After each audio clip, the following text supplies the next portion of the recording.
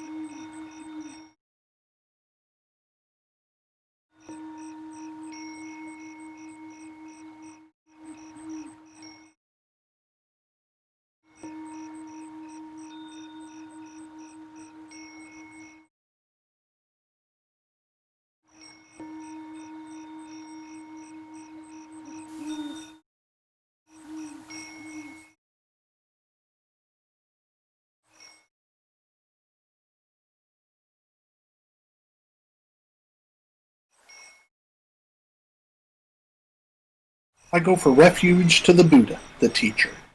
I go for refuge to the Dhamma, the teaching. I go for refuge to the Sangha, the taught. I take refuge in the Buddha. I take refuge in the Dhamma. I take refuge in the Sangha. I have taken refuge in the Buddha. I have taken refuge in the Dhamma. I have taken refuge in the Sangha. 3 pure precepts. Cease to do harm. Do only good. Do good for others. Bodhisattva vow. However innumerable all beings are, I vow to lead them all. However inexhaustible my delusions are, I vow to extinguish them all. However immeasurable the Dharma teachings are, I vow to master them all. However endless the Buddha's way is, I vow to follow it completely. Swaha.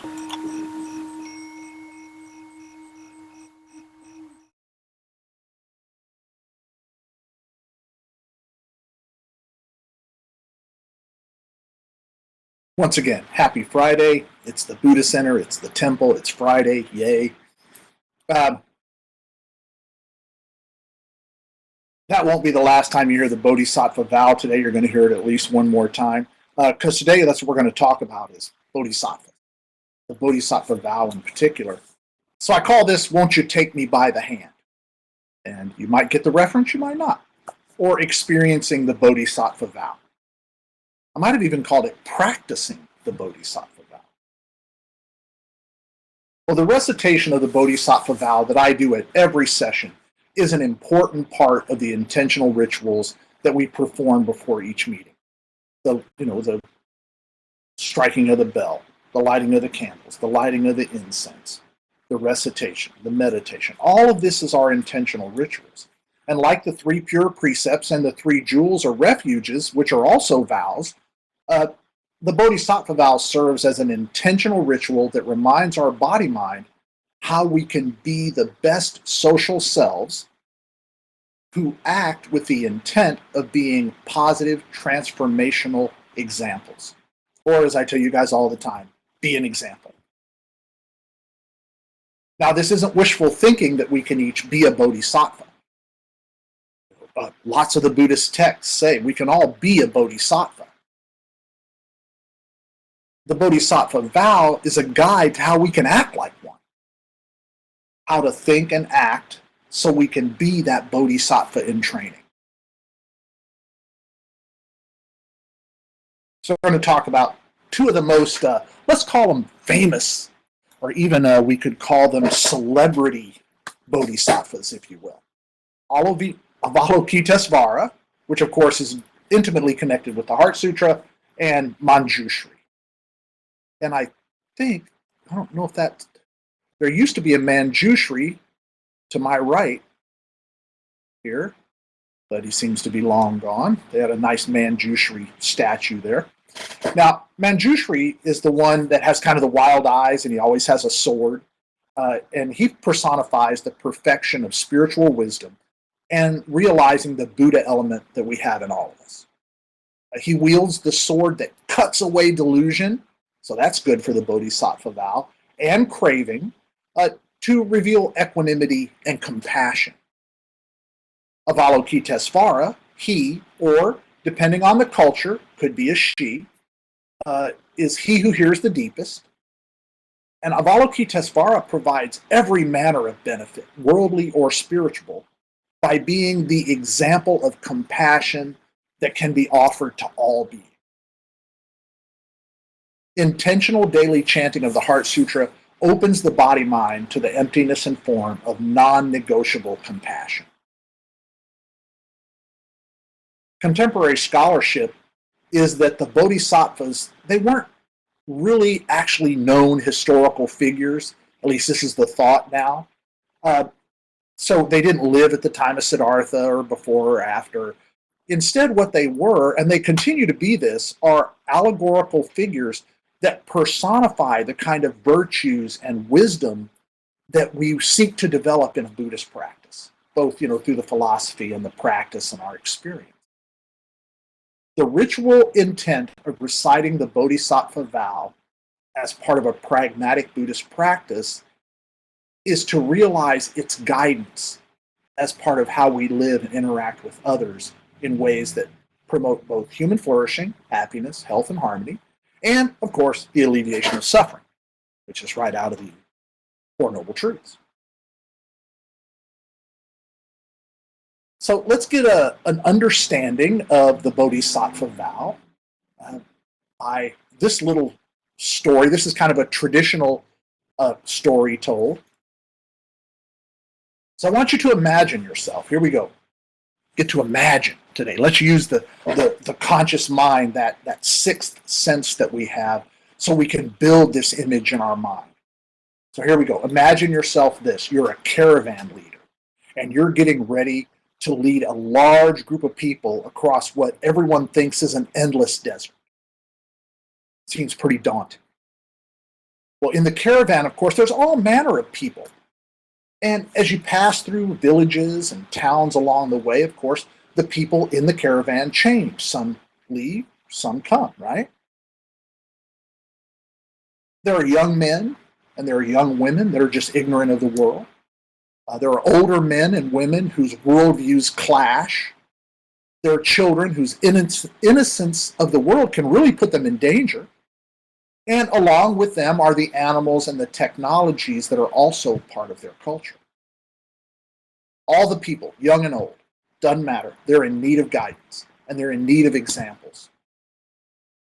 They need this guidance and these examples so they can get safely across this desert and also enable them to get past the preconceptions and personal preferences that could hinder that journey. Like, if you're on a journey in a caravan, across the desert and you're afraid of snakes, well, chances are you're never going to get out of the caravan, right? You're never going to get out of the wagon. So that's kind of a preconception that could hinder your journey. Accomplishing this monumental task of leading this caravan takes thorough preparation that arises from experience and selflessness that arises from a realization that what you do will matter. You're the caravan leader. Everything you do matters. To find success, you, the caravan leader, has got to have adequate provisions, no matter the number of human beings that you got to deal with and animals. They must be familiar not only with the geography of the land across, but also with the recognition that all the travelers that are with them have different abilities and different personalities that have to be dealt with. And realizing these aspects of land and people allows the arising of wisdom needed to discern the minds of the people and to take appropriate actions needed when doubt and ignorance endanger the individual and the group. A bodhisattva is a successful leader. A bodhisattva is like the caravan leader that takes folks forward to nirvana or enlightenment, if you will. A bodhisattva in training practices in each moment to become that successful leader. Or let's replace the word leader with example. A bodhisattva in training practices in each moment to become that successful example. Because in the end, we're not trying to lead. We're just trying to show a wholesome path that somebody might be able to step on with us. The Bodhisattva vow is like a caravan leader's travel plan. It realizes an energetic and compassionate spirit that strives to have an appropriate view of what people don't know, what delusions they may harbor, and how those things affect how they are. And equally, it strives to realize the energy and compassion that others exhibit in how they are. So mindfulness and awareness, if you will. So here's the Bodhisattva vow again. However innumerable all beings are, I vow to lead them all. However inexhaustible my delusions are, I vow to extinguish them all. However immeasurable the Dharma teachings are, I vow to master them all. However endless the Buddha's way is, I vow to follow it completely. We'll throw a swaha in there. Well, you got to have noticed this, I hope.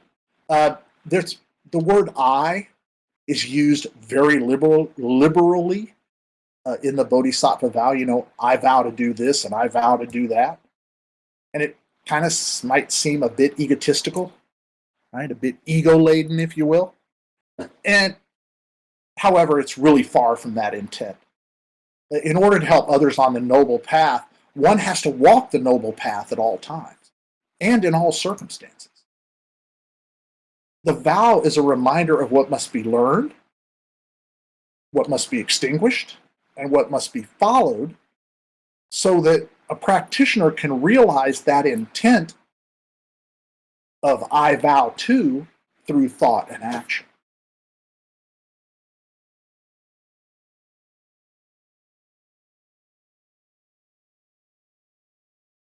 Some questions and some answers. Do I personally see myself ever being a bodhisattva? Do I picture myself ever getting to that position? No. So that's one delusion down. Now, granted, I got a few more to go, but at least that's one delusion. Do I personally see myself as a bodhisattva in training? You bet. Yeah. It is why I choose to think and act as I do. Again, not because I expect to be a bodhisattva, but rather I choose that model of human being as the example of how I want to treat myself and others. Do I personally see myself as being able to master all the Dharma? No. But one of the precepts that I took and I follow is to engage in lifelong learning. So I'm going to master some, and what I do master, I'm going to joyfully pass on to others so that they might benefit. What I don't master, I'll just try to keep learning. Do I personally realize how endless the Buddha's way is? Yeah. But do I also realize through my own experience how valuable and productive that way is? Yes.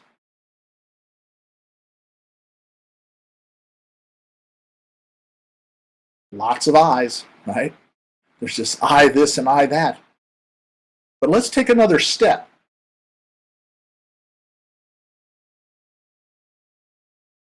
We have a you that is I and an I that is I in this Bodhisattva vow. Let me try to make that a little clearer. Two I's make a we, and that makes a Sangha.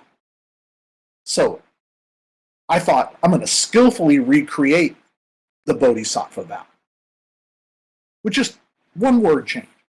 However innumerable all beings are, we vow to lead them all. So we vow to be examples of a commitment to the noble path.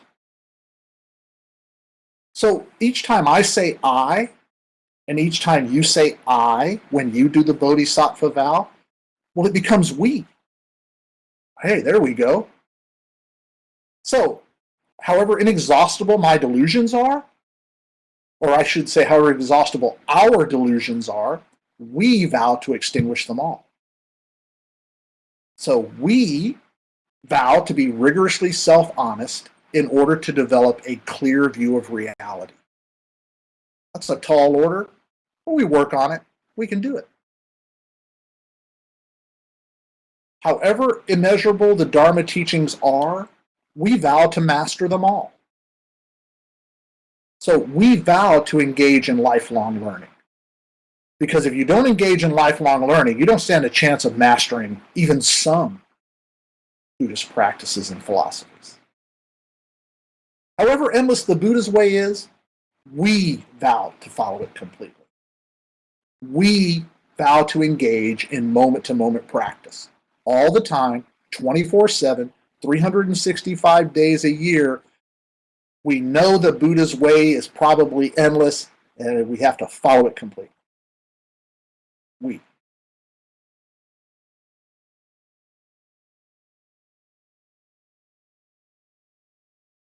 There is great value in seeing the Bodhisattva vow as a tool for a layperson. The Buddha in the Dhammapada is quoted as this, quote, "We are what we think. All that we are arises from our thoughts. With our thoughts, we make the world." And the Bodhisattva vows, they are tools for transforming how we think and how we understand our own capabilities and how we imagine we can be better human beings. And again, not a better human being than the person next to you or your sister or whatever. I'm talking about just being a better human being than you were the previous moment. So thinking like a bodhisattva in training, thinking like a bodhisattva itself will lead you to acting like one. And acting like one is certain to engender wholesome transformations in you and the world around you. Why? Because you're going to be an example. Because you will be a bodhisattva in training. And that's about the best example that we can give others of the value of being on a Buddhist path. Because that's the social element, right? That's what other people see. It's not, they're not able to see us sitting and practicing meditation at home. They're not able to see us sitting with the Sangha and talking and discussing and learning. They're only able to see us when we interact with them and be that example.